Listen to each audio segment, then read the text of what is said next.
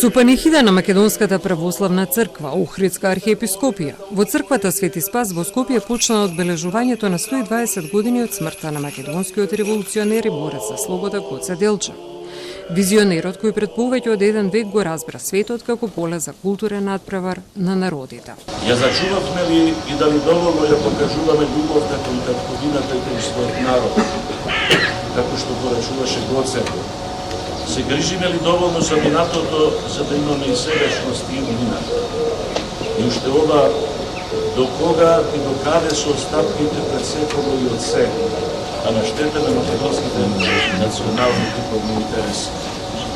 Зарем со нашите однесувања не пукаме и не го убиваме повторно и повторно самиот Гоце и не го доуриваме ли она во кој се вради самиот тој?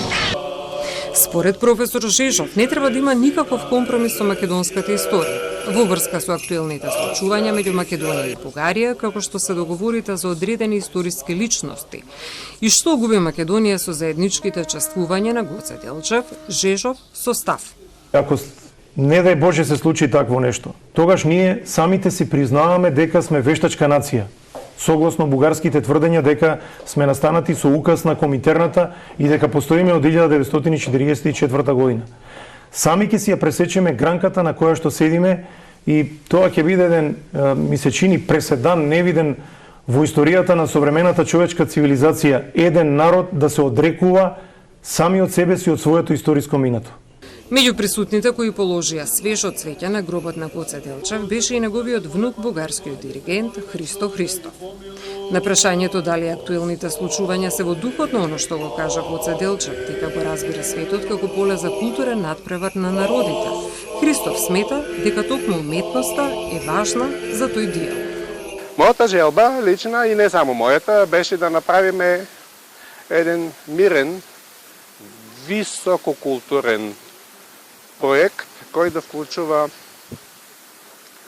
музичари од двете држави, да направат голем оркестар и да исполнат двата државни химни и на едната и на другата држава и Бетовен 9-та симфонија, која во својот последен дел е всушност химната на Европа. Ода за радоста. На денешното чествување по повод смртта на македонскиот великан Гоце Делчев во земјава не присуствуваше бугарска делегација, но првиот човек на Бугарската фондација Македонија, Виктор Стојанов, кој се најде на црниот список на МВР и не му беше дозволен влез на последното одбележување на годишнината од раѓањето на Гоце Делчев, сега најави дека ќе оди во Баница за да положи венец и да процени каде да стават спомен плоча на, како што вели, бугарскиот револуционер.